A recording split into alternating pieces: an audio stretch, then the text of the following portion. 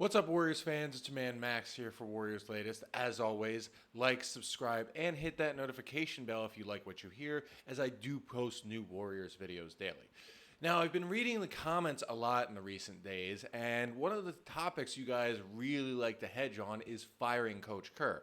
So instead of really going into another Jonathan Kuminga rumor or what the Warriors should do, I think we need to address what Coach Kerr is to the team and what he's done for the team and what he is going to do in the future, because I think that plays a big role in this entire Jonathan Kuminga situation that has dominated the summer. Now, when we talk about Coach Kerr, let's go back all the way to the beginning, because when he came in, remember, his only experience in the NBA was as a player and as a general manager with the Phoenix Suns. Now, I don't think that always translates to being a good coach, but it has happened before. Because remember, Greg Popovich was the president for the Spurs, and when they had their down season, right before they drafted Tim Duncan, he fired Bob Hill and then took over until he retired this past year after his stroke.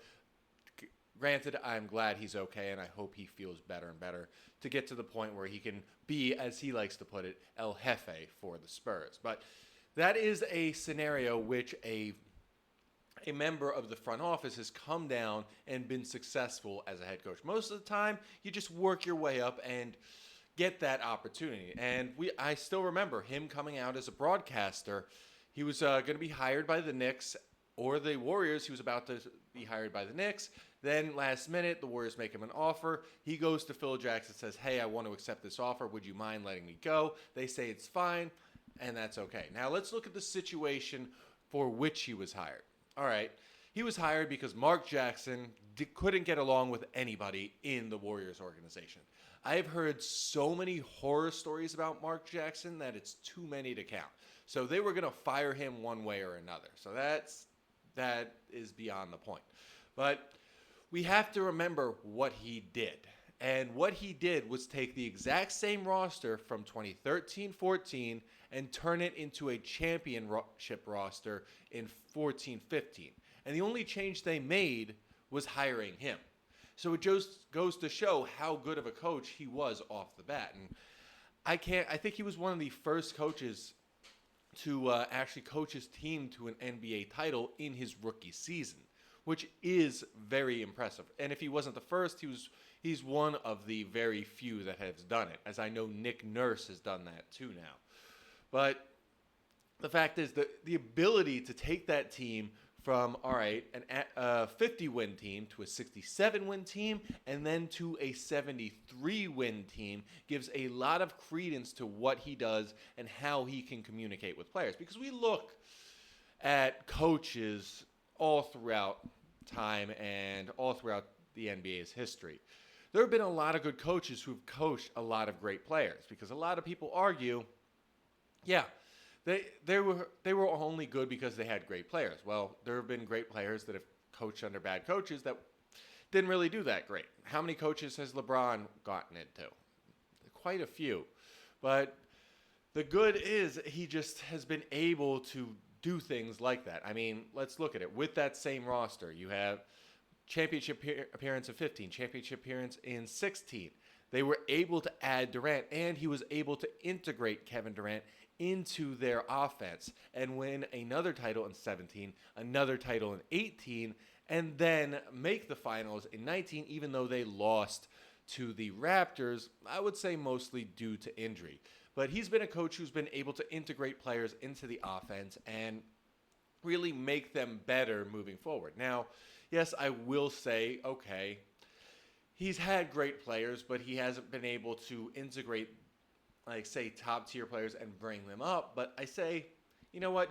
He's been able to lead those players like Steph Curry, Draymond, and Clay to become perennial champions, and it's instead of those second-round exit guys that they have been. Because I think about where they could have gone had they not taken Coach Kerr. They could have kept Mark Jackson, and they would have been a perennial 50-win team that really didn't do anything in the playoffs aside from make some noise in the second round. And if you're a Warriors fan, you don't really want that. And it's just frustrating to see it and frustrating to hear about it, where it's like, oh, maybe next year, maybe next year. With Kerr, it's championship or bust. And I do love that. The thing is, though, and it's kind of bothered me a little bit, is he hasn't been great at developing good players. I think about, all right, and this is not only Coach Kerr. This is also Bob Myers. This is also Mike Dunleavy Jr. in their drafting strategy. So I was looking over their, I guess, who they drafted and who they could have had, especially when some of them were very obvious. And there have been some obvious picks that they could have taken with their draft picks when they were high value and or even mid value, but there were great guys that sort of fell maybe due to immaturity reasons. And I want to address the first big one, and that is James Weissman. Now, Weissman, remember, he was the perennial number one overall pick going into the 1920 college season. Yeah, he had issues with taking money under the table, I believe, with Memphis, and then he just dipped out and really trained for the rest of the season to get ready for the NBA draft. Now, if you may remember, as soon as he dropped out, Anthony Edwards really came out and flourished, becoming that easy number one overall pick. It wasn't a question. But we look at Weissman. And Weissman going in, he was that thing the Warriors needed. And he was that big man. He was an athletic big man. Couldn't really stretch the floor from three, but he was just a guy who could keep up with the speed that the Warriors played at, and I did like that a lot. Now, I hear from people all the time, oh, they could have had LaMelo, yada, yada, yada. I'm like, seriously? Really? LaMelo Ball on the Warriors? If you bring LaMelo Ball to the Warriors, you can basically kiss that 22 championship goodbye, because that wasn't going to happen. Because LaMelo, as great of a player as he is, he's coasting on his talent alone. Because you look at what he's done with the Charlotte Hornets, it's been absolutely nothing. As I've said before, and I know Charles Barkley has said it multiple times, LaMelo is what we call a studio gangster, putting up great numbers on a bad team. And the Hornets have been consistently bad for years, and now that they are stuck with him for at least another 3 years, because they're not making the playoffs anytime soon, regardless of who they draft, because if he's their leader, nah, this ain't going to work. On top of that, even I think the Weissman issue was also more on, I guess, more on Bob Myers. Mostly because we heard this past summer, all right, the Warriors were interested in Tyrese Halliburton, but they're not going to pick him with a number 2 overall pick. And I think this also adds credence to what I say a lot about GMs starting to act like Howie Roseman. Now, as I've said before, Howie Roseman, GM of the Eagles, what he likes to do if he doesn't see a guy he's 100% sure about, he'd rather trade back to get additional picks and then get that sure thing guy that he likes later in the draft and keep those additional picks to see what he can do with them in the later drafts or even in the later rounds. Now, we look at the draft history of the Warriors. Now, 2020, James Weissman didn't pan out. 2021, Moses Moody and Jonathan Kuminga. We all know what the Kuminga issue is now, as he hasn't been able to be integrated into the offense, as he's just a different kind of player that doesn't really work in the kind of motion offense that the Warriors like to run.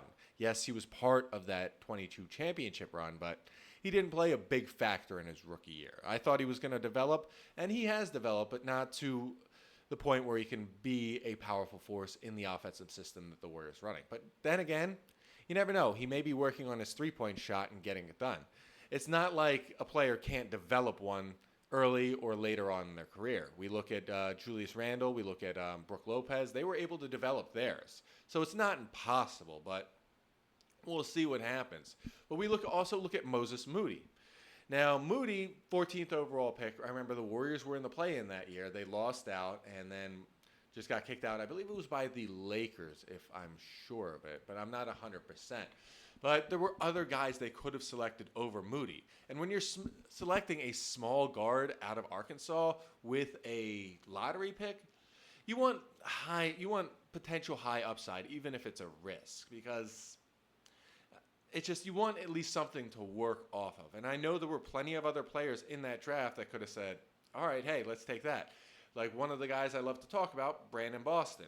They could have had him with the 14th overall pick, though he fell to 51st. And I think believe he still has a higher ceiling than Moses Moody. And it would have been nice to have him right now because he could have possibly developed into a great role player. So I do like that. But we look at the 22 draft. Now, the 22 draft wasn't much because I believe it was Patrick Baldwin Jr. at 28. So you can't really do much with the 28th pick. It's sort of just a crapshoot. But I will say this, since Andrew Nembhard was drafted a few picks later, yeah, maybe Coach Kerr should have done a little more work to develop these players. But in terms of developing players, he did help with the development of Jordan Poole and helped make him a great player. And he helped guys like Eric Paschal become a great young player off the bench, even though he isn't in the league anymore. And I think that's due partially to Pascal, partially to situation, but I think he could have become a better player had things gone his way with the Warriors. Now, I think about some of the more recent drafts. Now, last year we look at not 2025, but 2024. We look at Quentin Post. Now, Quentin Post, he's become a decent player when his opportunity to shine has been there. He was a good player as the only 7-footer with the Warriors, and he's shown he could shoot it decently from the three coming out of Boston College. All right, I like that. But the other, and you could say the same thing about Pods, but the one thing I don't like about the Warriors drafting Pods, and this is mostly on Mike Dunleavy, is that they could have had, what was it, Cam Whitmore out of Villanova. Now, remember, Cam was supposed to be a top 10 pick in that draft, and that was a solid draft. Yet he fell to 20th to the Rockets, and it is now with the Wizards. So it's more like hindsight 2020, but when it's that obvious and you have that late of a pick, you have to go after it. I mean, it's just like common sense at this point. When somebody drops that hard, you just pick them up and see what happens. And especially right now, had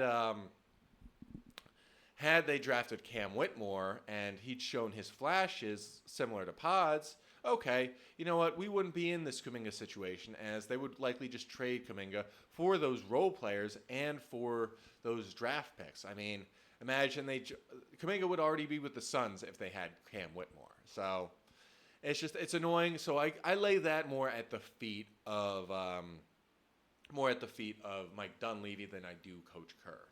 So it is what it is. But again, with great coaches and championship level coaches, yes, sometimes they are with you in the development stage, but a lot of the times they can just sort of just phase themselves out. Now let's look at say Brad Stevens.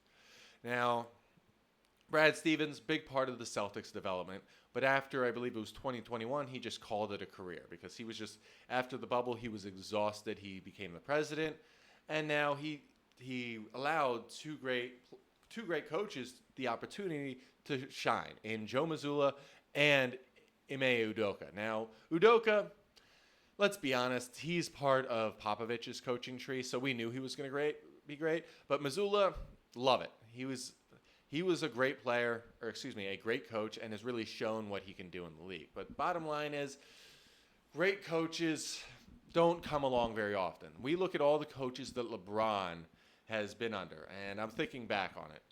All right, so it's been most recent one, it's Mike Brown. It's been Eric Spoelstra, and then I can't even remember. Ty Lue. I can't remember the guy's name from that coached over in Israel for that 1 year in 2016. And then from Ty Lue, he went from there to Luke Walton. From Luke Walton, he went from there. Oh, God, I can't. His name escapes me. Give me a sec. What was his name? Pacers coach. Who was it? But after him, it was Darvin Ham, and then finally J.J. Redick. And that's a lot of coaches for a player who's a perennial championship guy. So You want to have a great coach and a great title contending coach. You want somebody who is consistent. Coach Kerr has been consistent. And while he may not be the coach of the team post dynasty, he's the coach we need right now to win another NBA championship. Now, that's all we have today for Warriors Latest. As always, like, subscribe, and hit that notification bell. And if you have other ideas for who should be the head coach of the Warriors, feel free to comment below because I'd love to hear your thoughts, as great coaches are really hard to come by these days. We have them come up, but they just never stay up. And as always, go Dubs.